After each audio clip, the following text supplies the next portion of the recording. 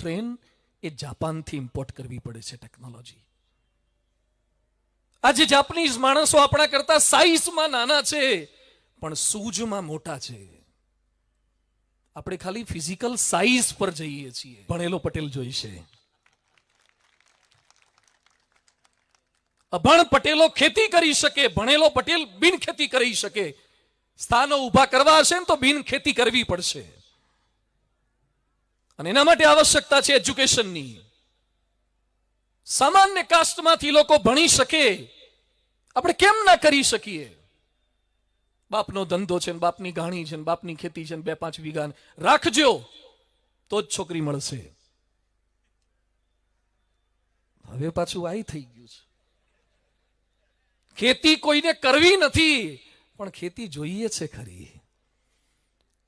ઘર શહેરમાં જોઈએ, સિલ્વર હાઇટમાં ને કિંગ્સ હાઇટમાં ને 3 BHK ને 4 BHK, પણ ગામડામાં જમીન જોઈએ.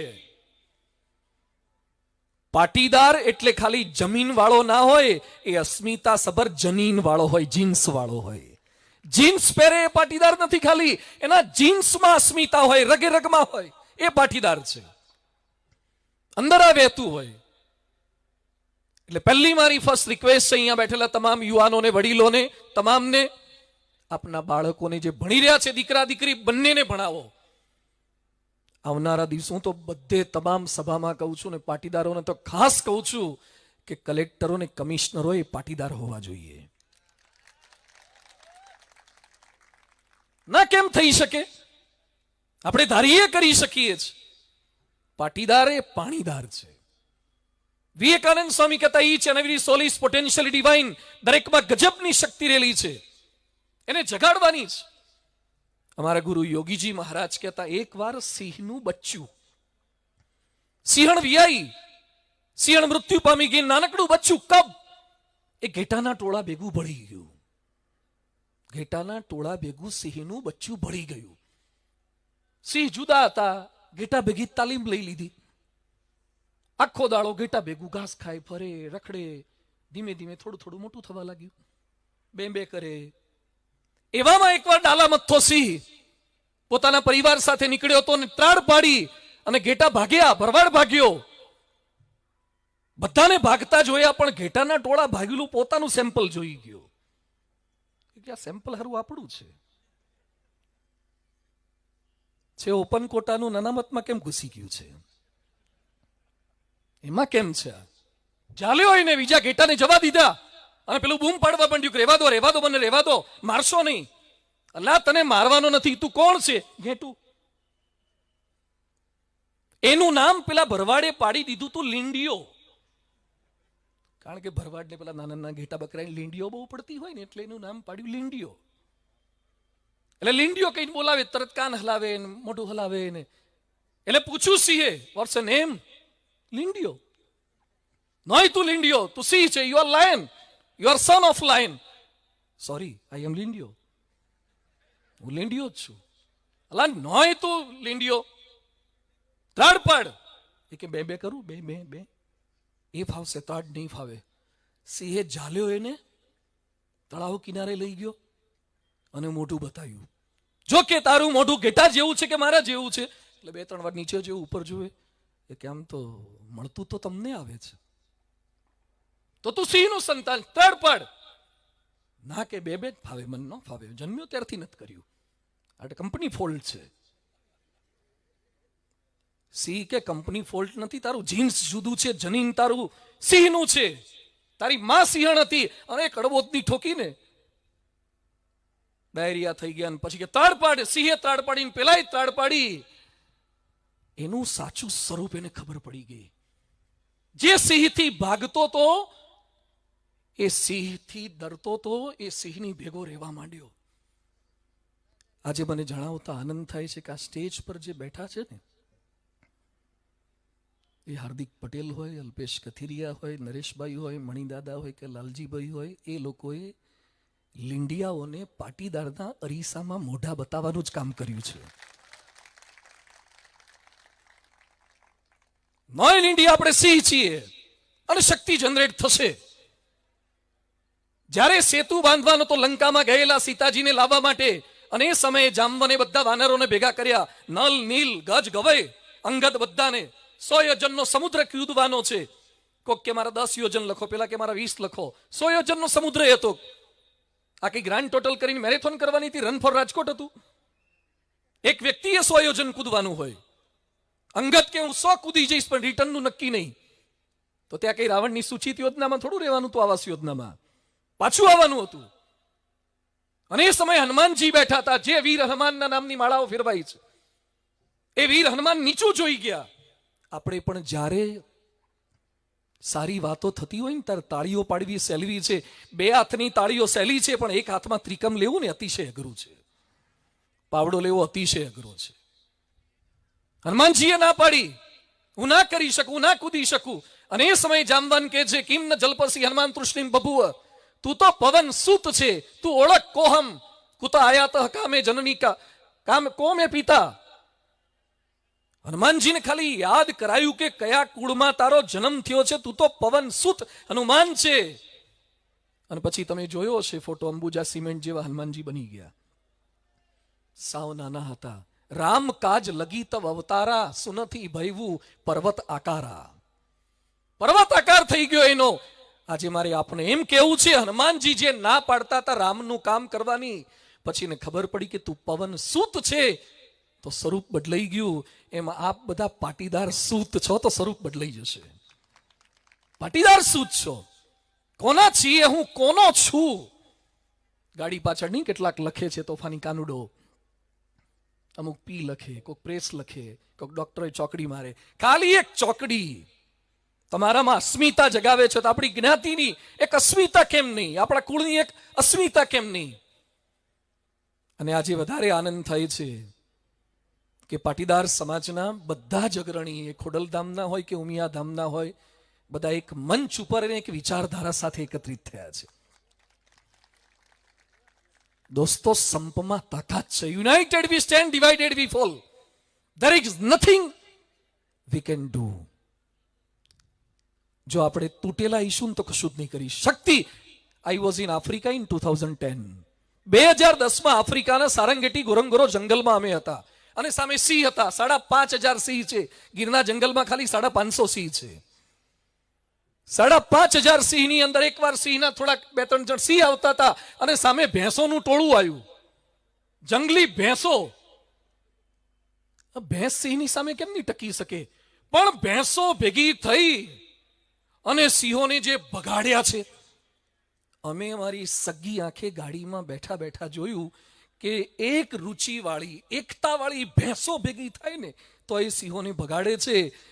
તો પાટીદાર સમાજના આટલા સિંહ ભેગા થાય તો થોડી ઘણી ભેંસોને હલઈ ન હે કે? પાટીદાર સમાજના સિંહ ભેગા થઈને એક ના બની શકીએ? United we stand. સંપમાં એક તાકાત છે. ઇઝરાયલ ખોબા જેવડો દેશ છે અને ચારે તરફ એના તો શત્રુઓ છે, છતાં હલાવે છે. સંપમાં એક તાકાત છે. મારે કેટલા ટકા અને મારા કેટલા ટકા, એનાથી બહાર નીકળી જાઓ. રાષ્ટ્ર માટે કંઈ કરી છૂટવાની ભાવના. શહીદ ભગતસિંહ 23 વર્ષે મૃત્યુ પામી ગયા, ફાંસીના માછડા પર ચડી ગયા. રાષ્ટ્ર માટે પરણવાની વાત કરી પિતાએ, તારે કે ભારત માતાને હું વરી ચૂક્યો છું. આ શહીદો છે જે દેશ માટે, જ્ઞાતિ માટે, ધર્મ માટે, સ્વધર્મ માટે કુરબાની આપે છે. આજે તમારી સામે અમે ખાલી 4 સંતો છીએ BAPS સંસ્થાના. આ તો સેમ્પલ છે. મારું ગોડાઉન સારંગપુરમાં છે. આજે ભગવા કપડા જોવે એટલે ક્યાંક લાગે છે કે આ તો બાવા છે. વી આર નોટ અનએજ્યુકેટેડ બાવાઝ. 1200 સાધુમાંથી અમે 450 તો એન્જિનિયરો છીએ. I was the single son of my parent. મા બાપના એકના એક દીકરાઓમાં 250 જણા છીએ. 250 જણા એકના એક દીકરા છીએ. હમણાં નવી બેચ ચાણસદમાં પ્રમુખ સ્વામી મહારાજની જન્મજયંતિએ 7 ડિસેમ્બરે અટલાદરામાં દીક્ષા લે છે. 109 જણા, એમાંથી 35 જણા તો અમેરિકામાં જન્મેલા અને ઉછરેલા છે. Born and raised in USA. સંપની આ તાકાત છે. પ્રમુખ સ્વામી મહારાજ 6 ચોપડી ભણેલા હતા. ગાંધીનગરનું અક્ષરધામ 23 એકરમાં બાંધ્યું છે. દિલ્હીનું અક્ષરધામ 100 એકરમાં બાંધ્યું છે. 55 દેશમાં 1300 મંદિરો બાંધ્યા છે. 150 સ્કૂલો છે, 27 હોસ્પિટલો છે. એક 6 ચોપડી ભણેલો પાટીદાર આજે ગૌરવ સાથે યાદ રાખજો, પ્રમુખ સ્વામી પાટીદાર હતા. અને આજે વર્તમાન કાળે BAPS સંસ્થાના પ્રમુખ પરમ પૂજ્ય મહંત સ્વામી મહારાજ પણ પાટીદાર કુળમાંથી છે. એ તો જ્ઞાતિથી, ધર્મથી, બધાથી પર છે, એ તો સૌ કોઈના છે. પણ છતાં આપણને એક અસ્મિતા તો હોય કે અમારા કુળમાંથી આ વિભૂતિ થઈ છે. આ સંતો ભેગા મળીને જો આટલું કામ કરી શકે, અને તમને જણાવતા આનંદ થાય છે, જો BAPS ના 1200 સાધુ ભેગા થઈને અમેરિકામાં 260 એકરમાં ધોળિયાઓની છાતી પર અક્ષરધામ બનાવીએ છીએ.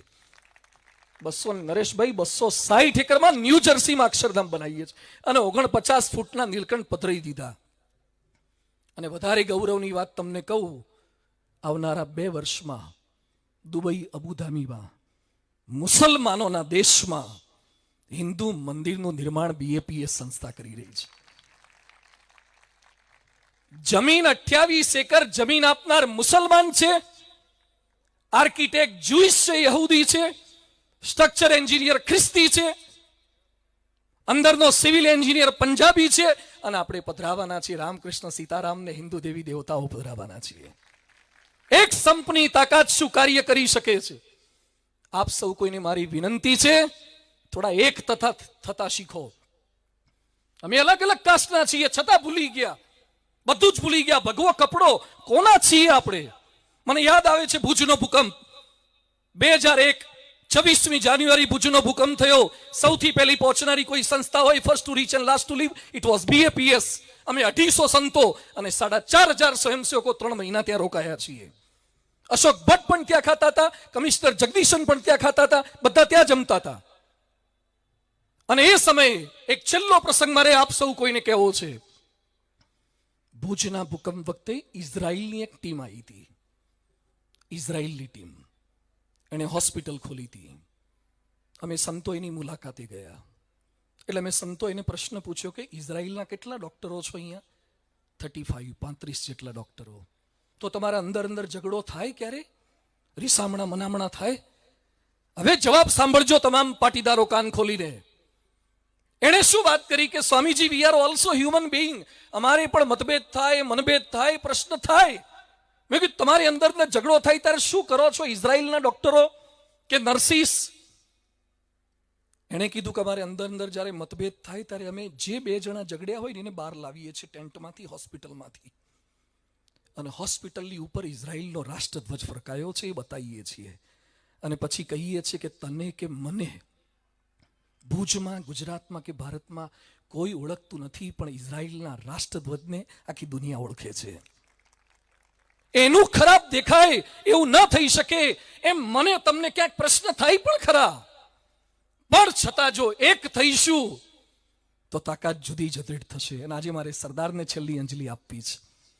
એક પ્રશ્ન મારે આપને પૂછવાની હિંમત કરું. સરદાર જીવતા હતા ત્યારે કેટલા ફૂટના હતા? બોલો તો બધા. 5.5 ફૂટના.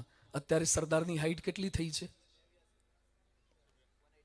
182 મીટર. સરદારની સાથે જે હતા એની હાઈટો ઘટતી જાય છે, અને સરદારની હાઈટ 182 મીટરની થઈ છે. કેટલાક હાઈટ વધારવા માટે ફુલઅપ્સ કરે છે, એડીવાળા બૂટ પહેરે છે, જીમમાં જાય છે, 6 પેક બોડીઓ બનાવી છે. અરે 6 પેક બોડીઓ વાળા ઊંધા પડી ગયા ને જેલમાં જઈને આયા, અને હજી જવાના છે. અને સરદાર પટેલ ખાલી ખાદીનું ધોતિયું પહેરે, ગાંધીજીના વચને નાચે. એ સરદાર કરમસદનો પાટીદાર જે 34 વર્ષે વિધુર થઈ ગયો છે ને બીજા લગ્ન થઈ શકતા હતા, 50-100 તોલા હોના લઈને છોકરીઓ આવતી હતી, એ સરદારે ઠોકર મારી છે. મૃત્યુ પામે ત્યારે સરદારની પાસે ચશ્મા જૂના હોય, એનું ખોખું જૂનું હોય, ખાલી 700-800 રૂપિયા બેંક બેલેન્સ હોય, એના જૂના કપડામાંથી સરદારની દીકરી મણીબેન સાડલા બનીને પહેરે. જે પોતાનું જતું કરે છે ને એના સ્ટેચ્યુ ઓફ યુનિટી પધરાવવામાં આવે છે, અને જે ખાલી પોતાના માટે કામ કરે છે ને તો જાતે સેલ્ફીઓ લેવી પડે છે ને પછી બેઠા બેઠા ડિલીટ કરવી પડે છે. તમારી સેલ્ફી તમે લો એમાં તમારી મોટપ નથી, તમારા સ્ટેચ્યુ પધરાવે. અને આજે ગૌરવ સાથે કહી શકીએ છીએ આખા ગુજરાતમાં કે ભારતમાં ઊંચામાં ઊંચું સ્ટેચ્યુ કોઈનું હોય તો એ પાટીદારનું છે, સરદારનું છે. હવે છેલ્લે એ જ કહેવું છે કે સરદારને ઊભા ઊભા નીચું ન જોવું પડે ને એવું કરજો.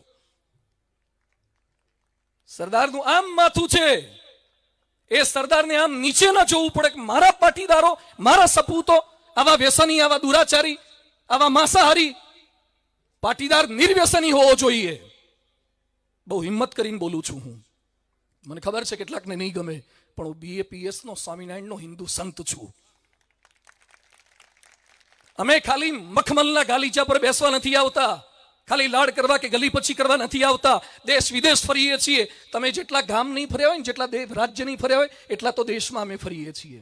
પાર્લામેન્ટમાં લેક્ચર આપીએ છીએ, નોટ ઇન ધ એસેમ્બલી. આજે છેલ્લે મારે એ જ કહેવું છે, આજે પટેલ વાણિયા બામણ બાજુ પર મૂકો, પાટીદારો ઈંડાની લારીઓ પર કેમ ઉભા રહેવા માંડ્યા છે? પાટીદાર માંસ કેમ ખાય છે? સરદાર ખાતા હતા? જય સરદાર ખાલી બોલો નહીં, શાકાહારી બનો, નિર્વ્યસની બનો, વ્યભિચાર છોડી દો. જે કઈ નાના મોટા દૂષણ છે, નવા વર્ષે સંકલ્પબદ્ધ થાઓ, તાકાત જનરેટ થશે. બીતાતા ચર્ચિલ બીવે, સરદારથી ચર્ચિલ બીવે. ચર્ચિલને બીક લાગતી હતી, સરદારની બીક. તમારી પાસે લાકડી હશે ને બીક નહીં લાગે, તમારી પાસે ગન હશે બીક નહીં લાગે, તમારું ચારિત્ર હશે ને આખી દુનિયાને બીક લાગશે. કેરેક્ટરની બીક છે, એનો પ્રભાવ અને પ્રતાપ છે.